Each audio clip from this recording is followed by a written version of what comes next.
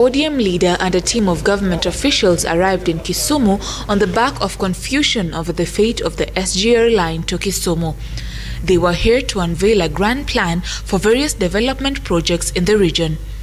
Transport CS James Macharia, who had poured cold water on the Kisumu SGR plan, said the Malaba line was a priority for now, but that the Kisumu line running all the way to Kampala was on the way. After doing that Malaba wing or artery of SGR, so of MGR, we shall now say, look, we have a profitable line all the way from Baza to Malaba, which can also fund and help us fund this leg now from Naivasha to Kisumu.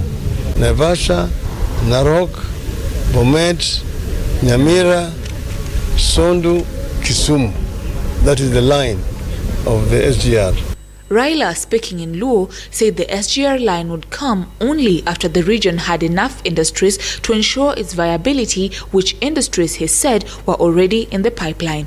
The plan they were here to launch was drafted under the economic pillar of Vision 2030 and aims at setting up an industrial park at Ombei in Muhoroni on a 500-acre parcel of land allocated by the Kisumu County government.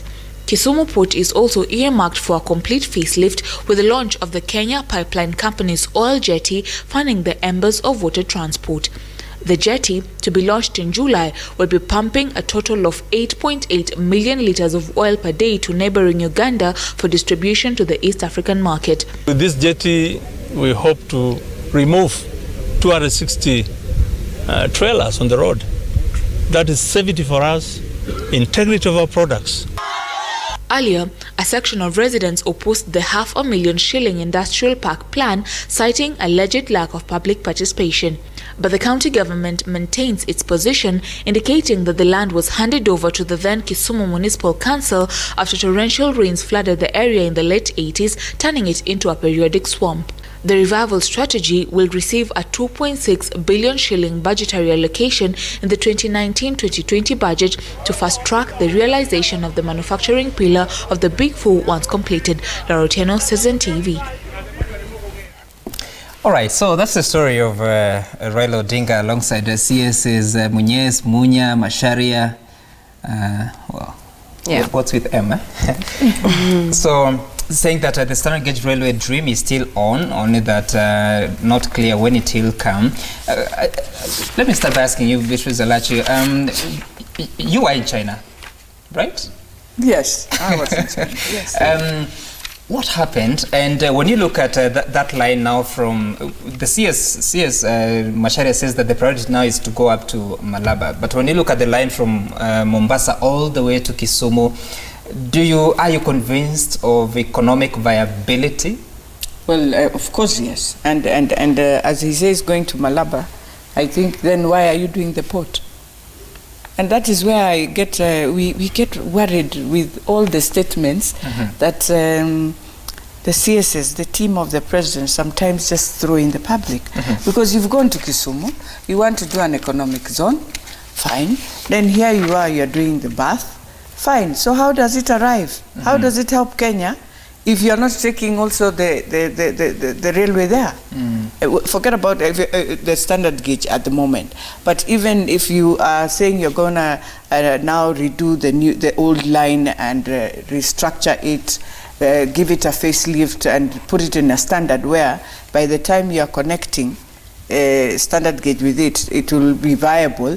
And I think what they were told in China is that you must have economic sense in terms of all your projects. Right. And you must ensure you have, for example, if it's cargo coming from Mombasa, getting into Naivasha. But you must have cargo coming from Naivasha going back so that it complements and it brings you that revenue that you need. And that's why my CS is in Kisumu. You have already started what you agreed with the Chinese government, that yes, you must ensure you remove hyacinth within Lake Victoria, but at the same time come up with And that path will help them, will assist government in terms of ensuring you are able to bring cargo now from Mwanza, cargo that was to come from Kinshasa, you put it there, cargo from Bujumbura, that wing, and you bring it in. You put it on the train, it comes to Naivasha, it picks on the standard gauge railway, and it rolls to Mombasa. So when he says that now it's Malaba, I think then he's trying to tell us we are not getting it right in terms of his ministry. Because if you want to get economic sense of it, you use these waters. And getting things right, this is the first time that we're even seeing the AU envoy for infrastructure, Honorable Raila Odinga, speaking after that trip to Beijing. He still insists that the 380 billion project is still on course to Kisumu. Yes. Nevertheless, are we not supposed to be looking for alternative-friendly pocket alternatives? And that is why, before they are given this money, they were told, you go and look at what can recreate your revenue. The only way is to open Lake Victoria. That's the only way you can get that economic thinking of a government or of any institution, that you want to see yourself having trade within East Africa, you must open up. All right, Honorable Rosa, you're the woman rep for Kisumu. Where do you stand on this? Do we need the 380 billion? Will this project be a success? And at the end of the day, a lot of the conversation happening around it is that this is not a Kenyan project. This is more of a bloc project, an East African project. So just attach that to the aspect that perhaps we need to start looking for alternative revenues of resource for this project? Yeah, let me say this. The position of Kisumu makes it economically viable in terms of the SGR, or just to spur development in that whole region, in the western region, including Uganda, etc. And I want to say that the program has actually not been shelved, but they are just looking at ways and means of making it viable. So if you have a little money, if I was the government, you're going to look at the most immediate thing that you need to do with that little money. And what they're saying is they're going to focus on the Malaba route, right. But after that, based on the profits that they're going to make, they will then come back to do SGR in Kisumu. And I think that is prudent. So it has not been shelved, but that is prudent thinking, which we must begin to do with in all our areas, because there's no point of doing the Kisumu, if you don't have enough money, getting into debt to do the Kisumu line, and then at the same time, you know that you might not have enough money to pay it. So I think this is prudent thinking, and it is okay. But the Kisumu, given the position of Kisumu, this is something that we cannot let go. Because like you say, it is not just for Kenya, it is for the whole East African region. But the economic benefits will be benefits to Kenya. Right. And Honorable Priscilla, we see in the story on page 6 of the Daily Nation talking about that the former Prime Minister was heckled at some point when he was saying that your great-grandparents left the land fallow and might have died poor. You did the same to your fathers. You cannot just look at land like that and not inject capital for it to be productive. You will die poor. We must invest in these parcels of land or for it to bring development to our people. And he was heckled for that. So what happened to public participation? Because you may have the best of interest to industrialize a certain area, but how exactly do you go about this concept of public participation enshrined in the Constitution? I think it goes a little further than that. I'm personally happy that the former Prime Minister is on this matter of development, because in Africa now, it's not just freedom and democracy. It's freedom, democracy, handshake, and development. So that handshake is a means to better development. And so even if there's a bit of discomfort at his own home ground, I think that the bigger and larger good is that we have the handshake now as a platform, as a good environment around which we can pursue development. And democracy in Africa has been said by trade unions to mean education, food, water, electricity, jobs, transport, communication. That is the democracy that we want to enjoy now, seeing our rate of development. So we are on the right track around that. On the question of public participation, and which is my own fear with the way we do our development projects, they follow politics as opposed to following economics. So I would have hoped to see a blueprint of this whole transport and infrastructure around which now experts engage, around which the public engages. We don't seem to be clear whether we are on the new SGR or we are going to the meter gauge railway. And there's particular benefit of going to the meter gauge railway, the one that we've always had, revamping it and making sure that it works well, it goes to the ports. And because that is a little less expensive than building a whole new SGR. But it all starts on the plan, and it starts on risk analysis, risk management, and we have so many experts in government. I'm just wondering, are these documents there and have not been availed to the public, or are the documents not there? Because ideally, it shouldn't be guesswork. We shouldn't be guessing, are we going to Malaba, are we going to Kisumu? It shouldn't be guesswork at all. It should be on the table here. This is the plan, this is how the airport fits in, this is how the roads fit in, and also the opportunity, the comparison. Because there are people who have felt that the dual carriageways, so like a road now to the airport, would be a much better investment, or the road to Mombasa, or the road to the dual carriageway, as opposed to SGR and the rail. But let's have a better document around which now public participation happens, with costs and figures, with comparisons, and we make the best decision as a country. But having the former Prime Minister and the ministers on that, I think already signals that those conversations are going to happen, and then we get a better plan. Borrowing is not necessarily a problem. If you borrow for development, if you borrow for investment, that's not necessarily a problem. And then we must remember our bad side. Kenya, we have the good side and the bad side, and our bad side is corruption. So it's to continuously make sure that corruption does not get into these projects, so that when you see a figure of 70 billion, it is not a padded figure. If you see 380 billion, it is not padded 380 billion. It must be that the cost is 380 billion, not 380. Again, is some padding. Padding of figures is something that is making development unnecessarily difficult. I think a public participation process just creates awareness and makes everybody comfortable. What happened yesterday was not that people were against what Honorable Raila was telling them, but it's almost lack of awareness, not knowing what economic zone is all about, and not knowing what they stand as a community to benefit from this economic zone. So indeed, public participation should always precede any of these activities we do, because people become more receptive to the projects.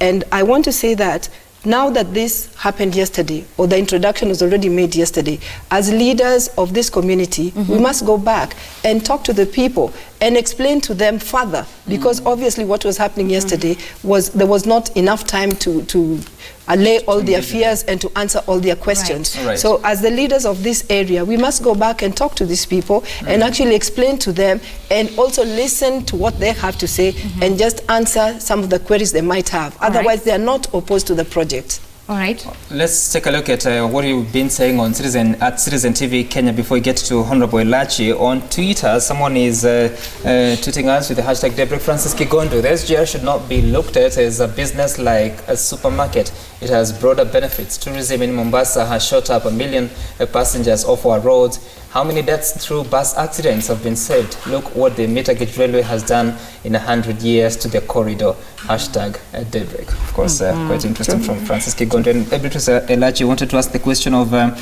we see now Raila Odinga championing quite a bit of government projects, especially infrastructure. Is it because of his position at the African Union as the High Representative of Infrastructure?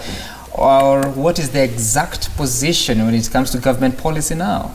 I think one, as the envoy of African Union infrastructure, yes, he has to champion that development. And I think when he looks at the regional bloc, he is not just championing for Kenya, but for within the region.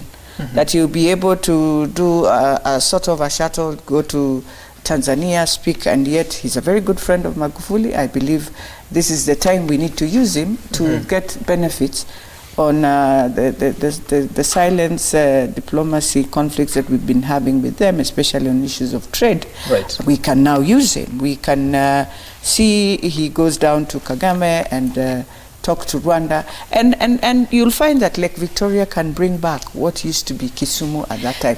It will bring back employment to many people. Right. It will boost the trade that we've always had between the Western region.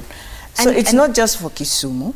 We are saying we are looking beyond Kisumu. We are looking at Kisii, we are looking at Western Kakamega. All those people will benefit back to what they used to get the days we were in school when Kisumu thrived with business. But very quickly, look at these numbers. Listen to this number: 380 billion for the extension to Kisumu. 380 billion. We have about 70 billion set aside for the Malaba line, which you seem to be against, but also another 21 billion for the public-private partnership upgrade.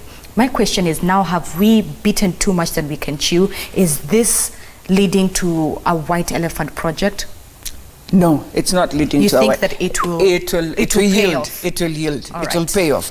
And since we have not even gotten the 380 billion yet, you know, these are proposals.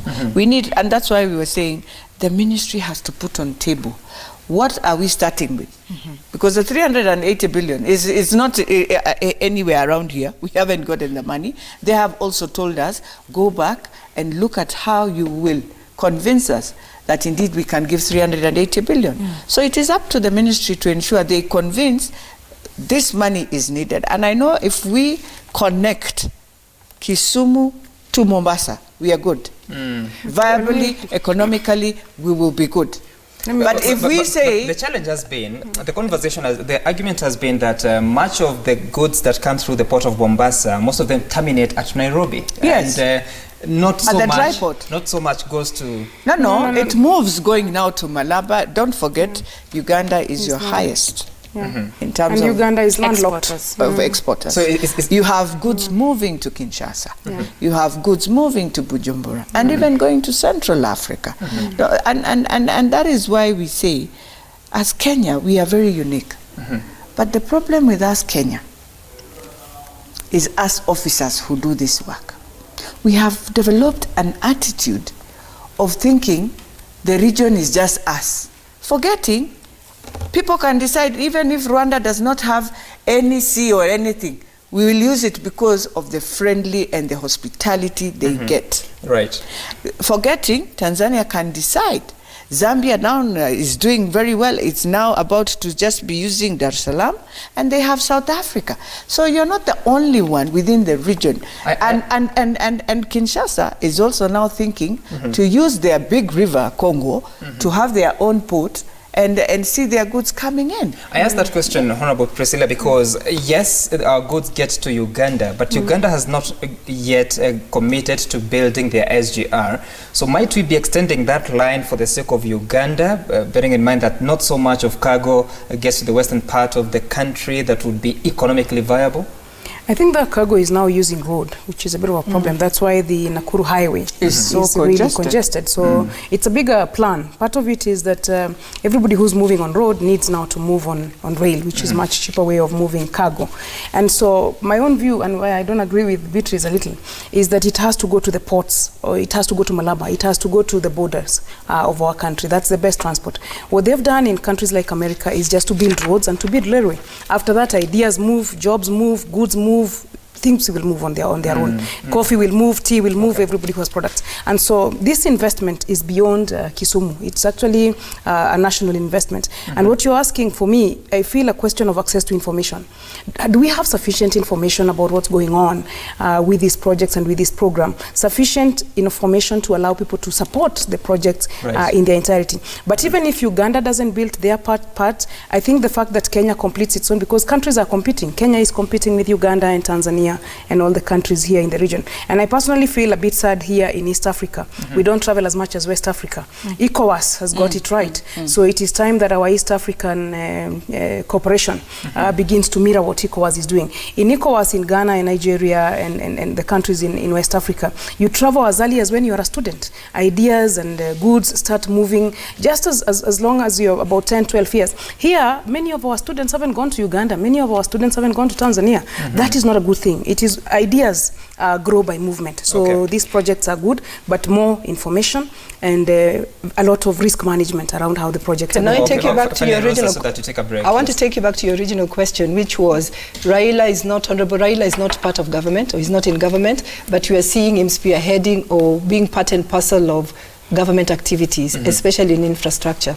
I think what the government is doing is plausible in the sense that you use brains even if they're not within your government, but if they are good in a particular thing, then you use them.